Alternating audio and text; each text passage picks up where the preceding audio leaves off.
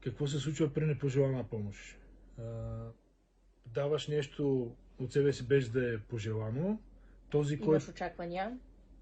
И какво се получава? Този, който дава, има очаквания за отплата. За благодарност. Изпитва, всъщност той го прави за себе си, за да може да изпита наслада, че е помогнал. Това е за да задоволи... Да си почеше егото. Да. С две думи, Всичко е задоволяване на егото, когато е нечисто.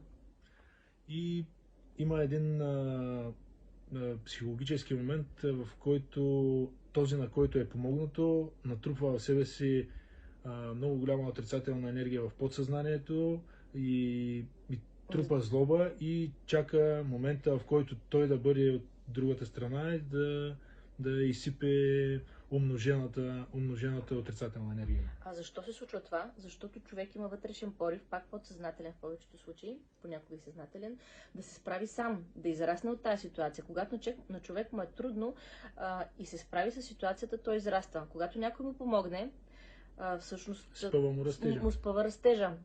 Това са едни подсъзнателни преживявания, човек много често не ги осъзнава. И заради това се натрупва този подсъзнателен гняв, защото душата ти пак не е могла да си свърши работата, а пък е била на път.